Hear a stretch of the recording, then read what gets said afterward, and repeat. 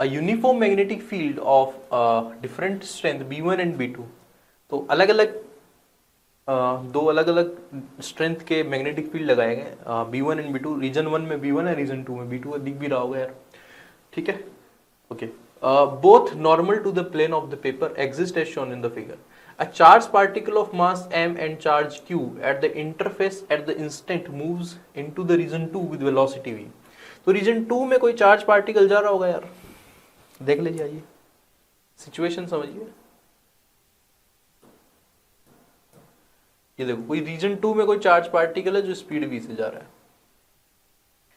And returns to the at the interface at an instant moves into the region 2 with velocity v and returns to the interface, ठीक है। It continues to move into region 1 and finally reaches the interface. ये यहां कहीं आता है, फिर यहां कहीं ऐसे चला जाता है, जो भी है मतलब इसका, ठीक है। It continues to move into region 1 and finally reaches the interface. What is the displacement of the particle during the movement along the interface? तो देखो यार, वापस समझते हैं।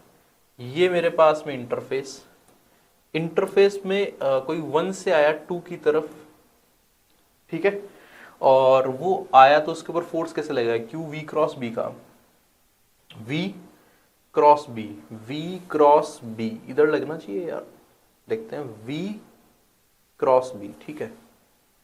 तो यहां पर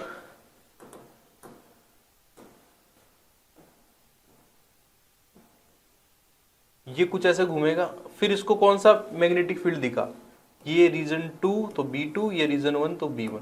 फिर यहां से इसका कोई सेंटर मान के ये क्या करेगा यार, अपने आप को करेगा ना यार, सर्कुलर पाथ में जो है ये घूम गया है, सर्कुलर पाथ में घूम गया तो इसका कोई सेंटर मान लिया जाएगा और यहां से कोई रेडियस ऑफ कर्वेचर। तो रेडियस ऑफ कर्वेचर तो आपको फॉर्मूला याद होना चाहिए, दैट इज mv/qb। देखो मास वही है, v वही है, q वही है, b बदल जाएगा इंटरफेस में। तो जिसका b ज्यादा होगा उसका रेडियस कम होगा सर्कुलर पाथ का। और यहां पर लास्ट में बोला है consider the velocity of the particle to be normal to the magnetic field and B2 is greater than B1। अगर B2 ग्रेटर देन B1 है, इसका मतलब बच्चों R1 is greater then R2। ये B2 में R2 है तो B1 में R1 होगी, तो R1 जब होगी तो ये कुछ इस तरीके से जाएगा, ज्यादा ही होगी यार रेडियस ऑफ कर्वेचर। पॉइंट्स का नाम देते हैं A B C। बोल रहा है इंटरफेसेस पर डिस्प्लेसमेंट बताइए। तो इंटरफेसेस पर डिस्प्लेसमेंट, ये इंटरफेसेस पर डिस्प्लेसमेंट है, starting point final point. Displacement is distance from the starting point two final point का मैग्नीट्यूड, ठीक। तो डिस्प्लेसमेंट विद साइन आता है, बट इन्होंने बस इतना पूछा कि डिस्प्लेसमेंट का मैग्नीट्यूड बता दो, तो ये वाली डिस्टेंस ए सी वाली डिस्टेंस जो है वो आंसर करेंगे। अब आप बताइए कैसे करेंगे, ध्यान से देखिए तो पता चलेगा आपको कि this distance is nothing but 2r2, ठीक है। एन ये वाली जो डिस्टेंस है ये बन जाएगी आपकी 2r1। मुझे तो ऐसी चाहिए ना यार, तो clearly AC can be written as 2r1 में से 2r2 घटा दो और 2r1 माइनस r2 2। R1 की वैल्यू लिख दो यार, mv/qb1 माइनस mv/qb2। क्लियर है? ओके, तो यहां पर AC को दिखाना है तो देखो AC is equal to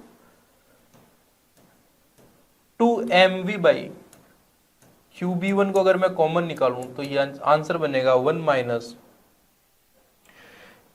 B1/B2।